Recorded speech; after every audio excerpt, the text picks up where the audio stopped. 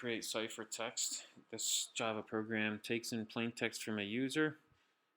That plain text is pre-processed by taking any uppercase and white space out of it. So it changes everything to lowercase with no white space. I then take that and cast it to a character array so that I can work on each letter independently. I send that through a loop. This loop goes through each character of the plain text and shifts the letter by the same amount. It does so by casting a character to an integer value, which will be the ASCII value of that character, naturally. This will allow us to perform math on those numbers. And I go through and print out the original character plus the ASCII value so that you can see how each letter changes. When I perform that modulus math, it's mod 26 of the ASCII value plus 97 so that it wraps the indices and keeps the range from lowercase a to lowercase z. That new character generated is stored here, cast back to a character, a car. Print it out the same way so you can see the original versus the new. And then all along we're creating a new ciphertext as a string. That's to do the substitution. Next is the transposition. In order to do transposition, we need to take the string, convert it to a singular dimension array, and then convert that to a two-dimensional array. I do that by having three variables. K stays as counting by 1 for each time the inner loop counts. And then that'll linearly go through as we set the two-dimensional array to those values. K increments here. And I generate random letters throughout this. This way,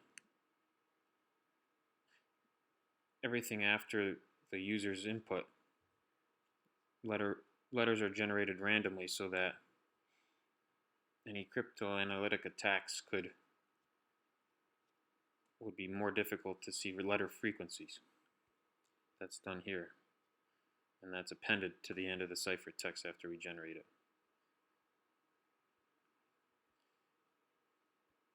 So now the transposition, it converts to a two-dimensional array, and then I invert the columns and the rows. And I'll demonstrate that when I run the program. Next is the product, which would be the combination of the substitution and the transposition. It just combines both those aspects as I described before. Here I'll just show it in working.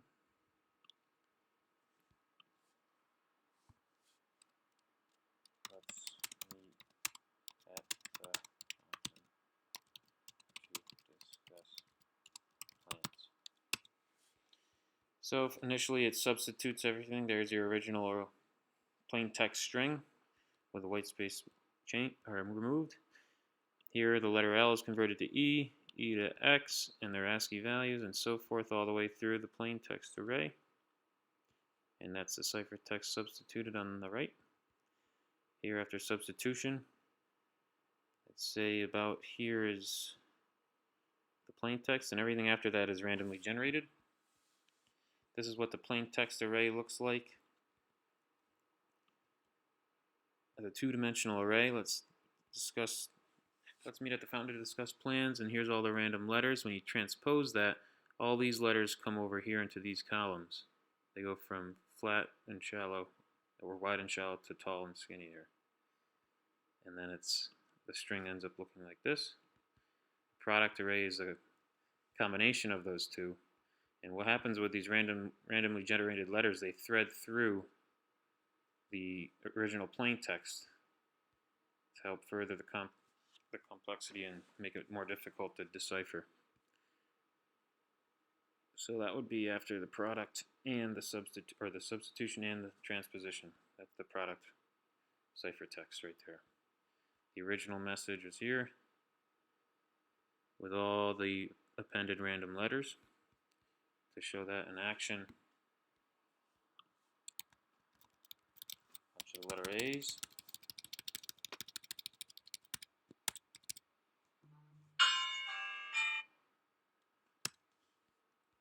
see all the letter A's here, pushed to the side there, tall and skinny, as opposed to shallow and wide in the plain text array.